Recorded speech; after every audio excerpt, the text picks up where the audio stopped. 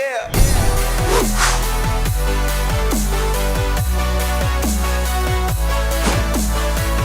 Welcome back to the Gridiron Expert. By their standards, 2019 was a fairly disappointing season for Nick Saban and Alabama. Today we take a look at their 2020 schedule to see if they can bounce back and get back to the playoffs as the third ranked team in our way too early top 25. Many teams in the world of college football would kill for an 11-2 record. That's exactly the record that Alabama had in 2019. Their only losses coming to LSU, the eventual national champions, arguably one of the greatest college football teams of all time, and then a road game at Auburn without Tua Tagovailoa. They capped off the 2019 season with a Citrus Bowl victory over Michigan and Jim Harbaugh, but the overlying story after that loss to Auburn was that this would be the first time ever that Alabama failed to make the college football playoff. But these talks of the dynasty ending, 2018 ended with a blowout loss to Clemson in the national championship. Now they didn't even make the playoff. The dynasty's over. Please stop it. Please, please, please stop it. It is far from over, and Alabama should bounce back in a big way, despite losing big-time starters like Tua Tagovailoa, Jerry Jeudy, and Henry Ruggs, all on the offensive side of the ball. Now it is Mac Jones' turn to take over. He takes over at quarterback with solid experience for in-game situations against Auburn and Michigan, against solid opponents as well.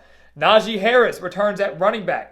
He has Devontae Smith and Jalen Waddle leading a wide receiver core. And do not forget about the linebacker Dylan Moses, who will be returning from an injury to lead this Alabama defense after missing all of last year. So Alabama, despite the key losses, despite a disappointing 2019 in their eyes, I think will be just fine in 2020. And they open up the season in Arlington against USC. At least they're supposed to.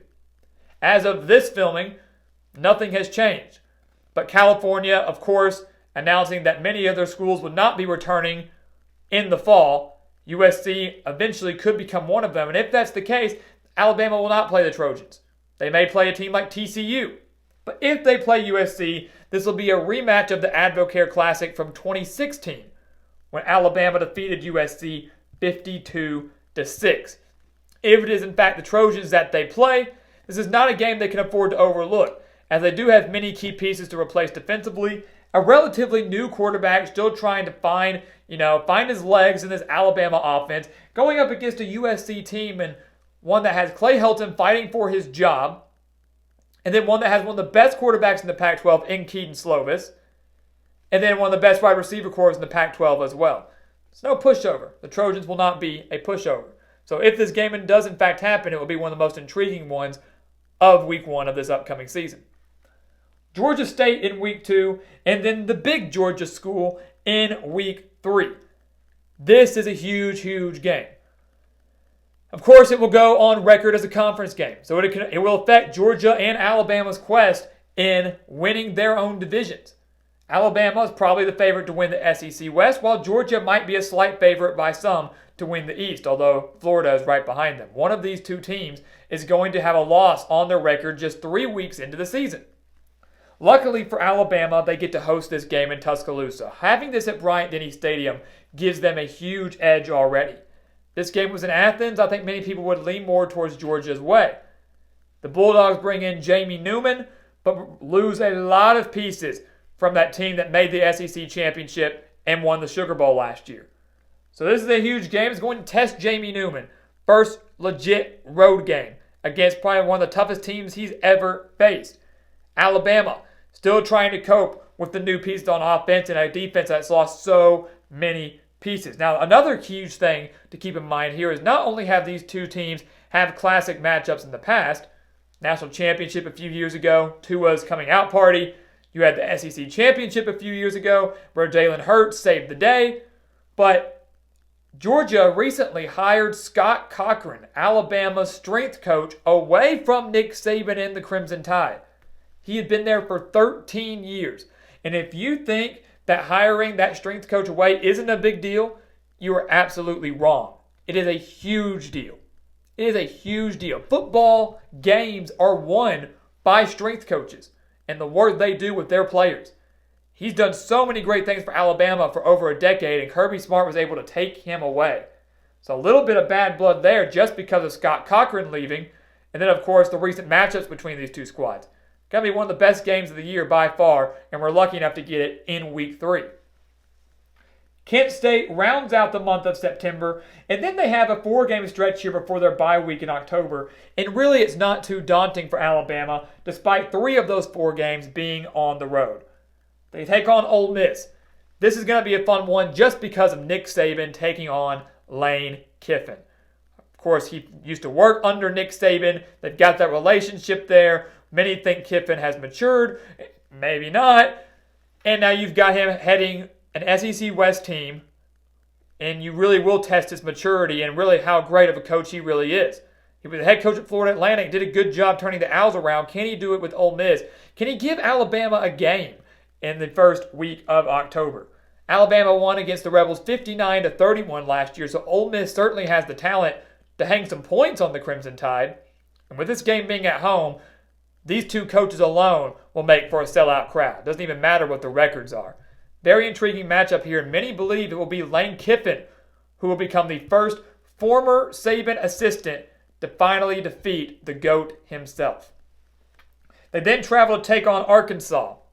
Arkansas might hang more than 7 points on Alabama this year, as the Razorbacks lost to them 48-7 in Tuscaloosa in 2019. But of course, probably not going to have enough to take down the Crimson Tide, despite many of key pieces returning, and Sam Pittman doing a great job of utilizing the transfer portal, getting guys like Xavier Kelly on defense, and a guy like Felipe Franks at quarterback. So while the Razorbacks may be a little more competitive, not too scary for Alabama, especially since they've won, I believe, 13 or 14 now over Arkansas. Home game against Mississippi State. This game a little bitter for Alabama because this was the game they lost Tua Tagovailoa in Starkville last year. Despite Alabama winning 38-7, Tua Tagovailoa still went down with an injury, and that injury basically prevented them from getting to the college football playoff. Who knows? Maybe they still would have lost to Auburn. But Alabama only lost by 3 in that game. I can't help but think Tua probably wouldn't have thrown 2 pick sixes.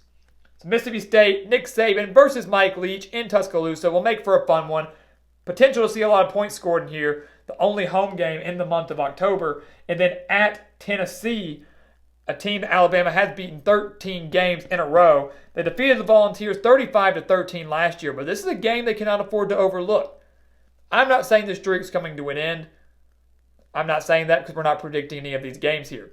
But I am saying that Tennessee has the chance to be, at the most, probably a 2-loss team coming into this matchup on October 24th, this 3rd Saturday in October. It's at Neyland Stadium. This is going to be one of Jeremy Pruitt's best teams he's had yet since he arrived in Knoxville, and I think they can give Alabama a pretty good fight here, considering last year they really held their own in Tuscaloosa before that fumble at the goal line that was returned 100 yards for a touchdown. So keep that in mind, 3rd Saturday in October, then the bye week, and then the key stretch for Alabama. If you're looking for a stretch here that might be the toughest, it's going to be these 3 games, because scratch UT Martin. These 3 games at LSU, Texas A&M, and Auburn. Because we know, as we've said, there are probably 4 elite teams in the SEC West. That is Alabama, LSU, Texas A&M, and Auburn, in no order. Alabama, of course, cannot play themselves, so the 3 teams they have to face come in a 4-week period. But luckily for Alabama, they get the better half of this schedule. A&M, LSU, and Auburn don't get this luxury. Alabama gets to host 2 of these teams. They get to host Texas A&M and Auburn. Only road game out of those elite competitions and elite opponents is the road game at LSU off of the bye week.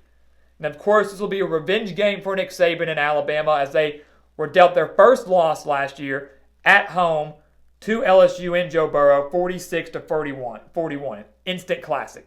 5-point loss, instant classic between 2 great quarterbacks, and a quarterback in Tua that was pushing through an injury in that game and still put up some ridiculous numbers.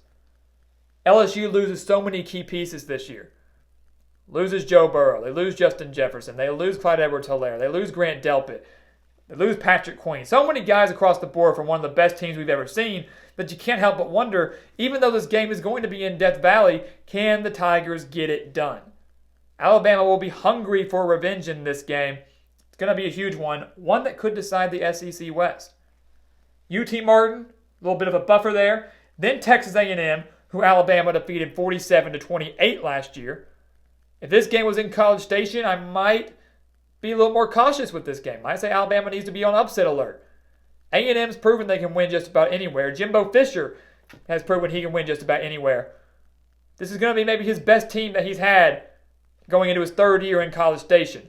I don't know if it's going to be enough to take down the Crimson Tide in Tuscaloosa. And then Auburn in the season finale, another revenge game for Nick Saban. They lost 48-45 last year in the Iron Bowl. Mac Jones, 2 pick sixes, 3-point loss, shanked field goal towards the end of the game. No Tua, and that game takes Alabama out of the college football playoff race. They weren't going to go to the SEC championship. LSU had clinched that. But they still could have made the playoff. Would have been close. With this game being in Tuscaloosa at Bryant-Denny Stadium, you can't help but wonder that Alabama's just going to try to put the beat down on their in-state rival. Now, Auburn's going to have a talented team. Gus Malzahn, of course, back as head coach. Bo Nix back at quarterback. Played well as a true freshman. Should take a step forward in year 2, especially with an elite core of wide receivers and Chad Morris coming in as offensive coordinator. So this Iron Bowl will be very interesting here, especially depending on what happens with this road game at LSU. Is Alabama in the driver's seat of the SEC West? Is Auburn maybe in the driver's seat of the SEC West? The West will be won in the month of November, and that goes for all 4 of these teams, LSU, A&M, Auburn, and Alabama. So big games for the Crimson Tide here. 2 major revenge games that they're hoping to get the job done in, but their toughest slate starts here in November, and luckily 2 of those big games are at home. The FPI, of course, is projecting Alabama to go 12-0, as mostly everybody does every single year. We mentioned last year was a down year for Alabama. They lost 2 games in the regular season. We rarely have ever seen that under Nick Saban during his time in Tuscaloosa.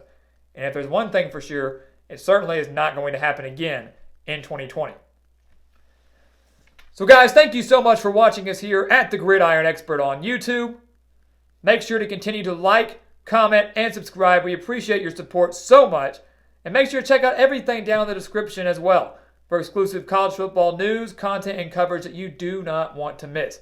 And once again, as always, thank you so much for watching, and we will see you next time right here on the Gridiron Expert.